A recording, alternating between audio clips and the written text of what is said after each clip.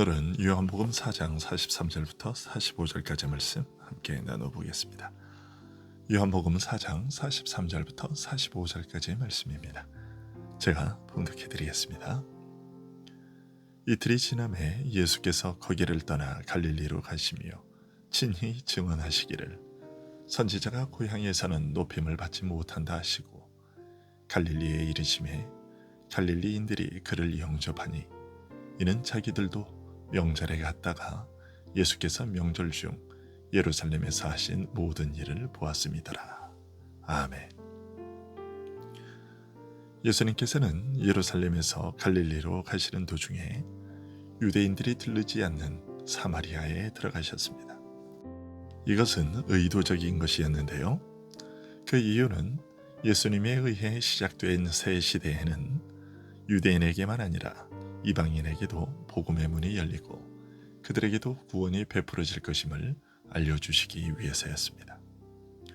그러면서 이제 시작되는 새 시대는 하나님께서 오랫동안 일해오신 것을 거두는 추수대이며 그 일을 감당하도록 하기 위해 제자들을 선택하고 부르셨다는 것을 알려주셨습니다.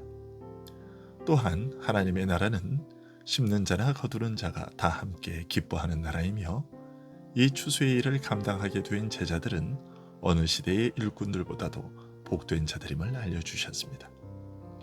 구약시대는 씨를 뿌리는 시기였다면 신약시대는 그 뿌린 씨를 거두는 시기인데 그렇다고 해서 씨를 뿌리는 수고를 한 자들이 시기하거나 질투하는 일은 없을 것이며 그들 역시도 추수하는 일꾼들과 함께 결실 맺게 된 것을 함께 기뻐하게 될 것임을 알려주셨습니다. 왜냐하면 씨를 뿌리는 일이나 거두는 일 모두가 하나님 나라의 일이며 그 나라의 주인이신 하나님께서는 자기가 맡기신 일을 충실히 감당한 자들 모두에게 그 결실에 대한 기쁨을 누리게 하실 것이기 때문입니다. 뿐만 아니라 새 시대는 유대인이나 사마리아인이나 이방인이나 모두 다 함께 기뻐해야 할 때인 것을 알려주셨습니다. 이런 맥락에서 본다면 오늘 말씀에서 예수님의 고향 사람, 즉 유대인 중에서도 갈릴리 사람들이 예수님을 환영하지 않을 것이라고 말씀하신 것은 의미심장합니다. 이틀이 지남에 예수께서 거기를 떠나 갈릴리로 가시며 친히 증언하시기를 선지자가 고향에서는 높임을 받지 못한다 하시고 라고 전하고 있습니다.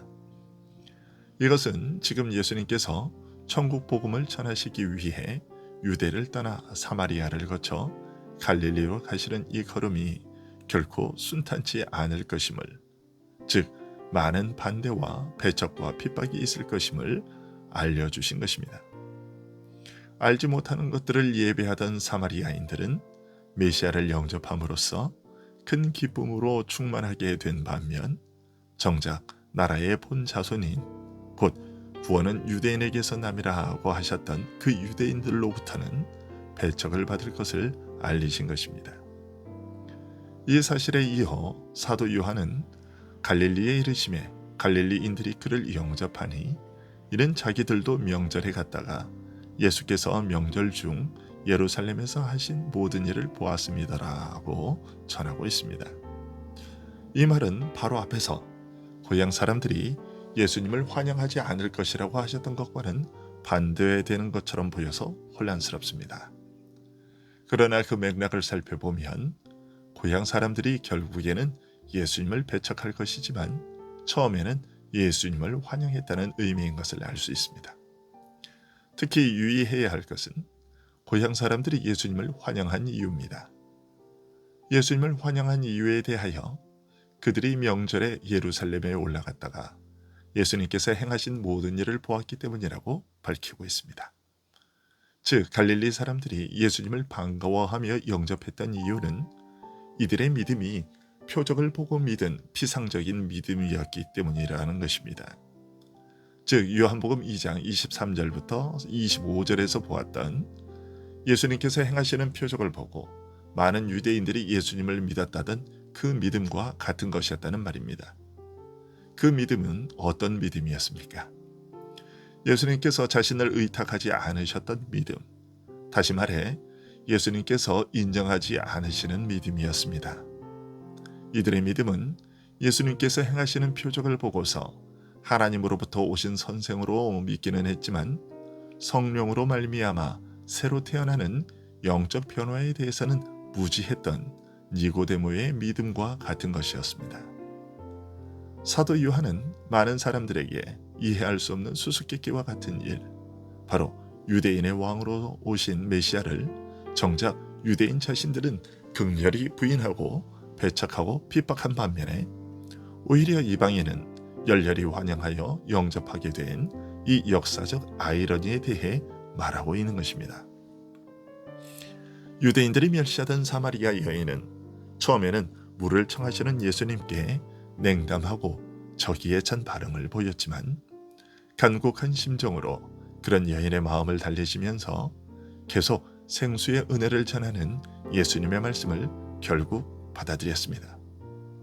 그 여인은 예수님께서 약속하신 생수의 은혜가 죄로 말미암은 영적 갈증을 해결하는 신령한 생수요 영적 생명을 말하는 것임을 깨닫고 믿음으로 받아들였습니다.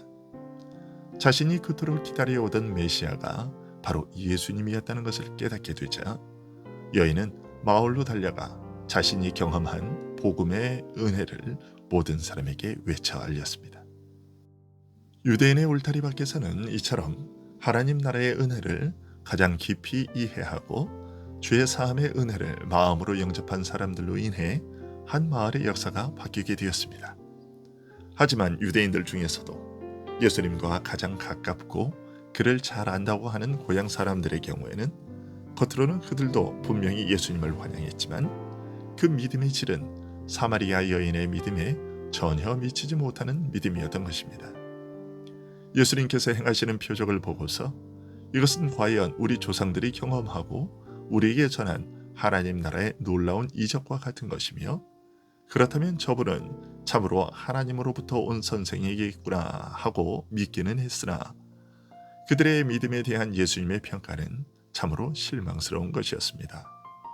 왜냐하면 그들의 믿음은 표적을 보고 믿은 피상적인 신앙에 불과했고 사마리아 여인의 주님을 믿고 경험한 그런 은혜, 자신의 부끄러운 죄를 용서하시고 그 심령으로 기쁨에 넘치게 해주었던 그런 신령한 은혜, 죄에서 돌이켜 하나님을 섬기게 된 변화를 입게 한 믿음은 아니었던 것입니다.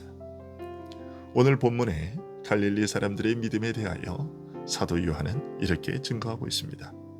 많은 사람이 그 행하시는 표적을 보고 그 이름을 믿었으나 예수는 그 몸을 저희에게 의탁하지 아니하셨으니 이는 친히 모든 사람을 아시며 또 친히 사람의 속에 있는 것을 아심으로 사람에 대하여 아무의 증거도 받으실 필요가 없음이니라.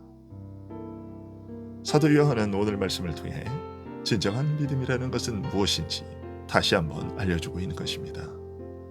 예수님께서 신뢰하시고 인정하시는 믿음은 십자가에서 죽으시고 3일 만에 다시 사신 그분이 그리스도시요 하나님의 아들이라는 사실을 믿게 하시는 성령의 역사로 말미암은 믿음이라는 것입니다.